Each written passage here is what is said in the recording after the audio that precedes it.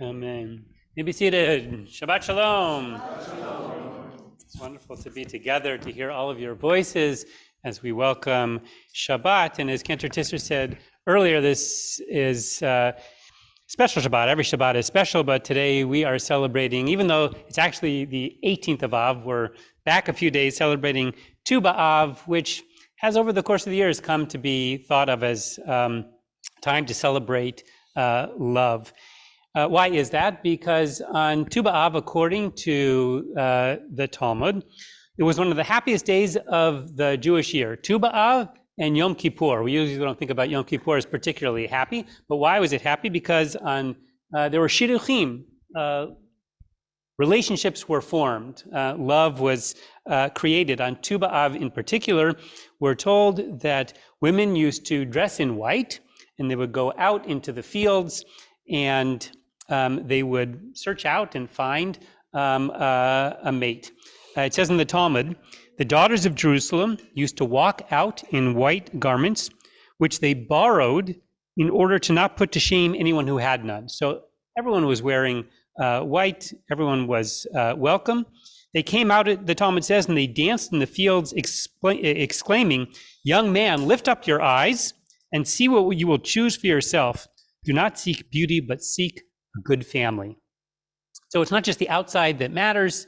We're all wearing white, kind of all plain, but it is the family relationships that matters. And in fact, on Tu B'Av, which was unusual, it says in the Tanakh, in the Hebrew Bible, that a tribe was permitted to marry someone from outside of their tribe, which was unusual to marry someone from another tribe. So choose a good family was the essence.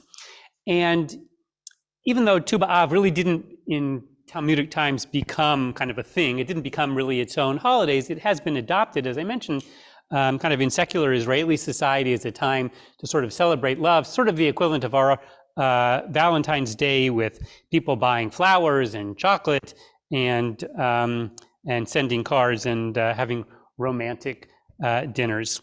This has been, for me, very much a summer celebrating love. I've had so many weddings this summer, which is, I'm not sure if they were weddings that were sort of left over from COVID times when people were not necessarily gathering, but it's been really wonderful. We've had second marriages, marriages of older couples, marriages of younger couples, gay marriages, straight marriages. It's really been special. And yet there's one group of folks whose love we really haven't acknowledged or separated here at Bethel, and that is time to change. And that is couples who don't share the same faith, interfaith couples. We've, I think, done a good job of welcoming interfaith couples to our congregation. We regularly offer anniversary blessings for such couples. But we'd like to offer a blessing to couples about to get married, irregardless of their faith, because we believe in love. We celebrate love, and we are excited for the fact that these couples are creating Jewish homes together. And so look for opportunities on Friday nights and on Shabbat mornings in the coming weeks, in the coming years, for us to celebrate those special relationships.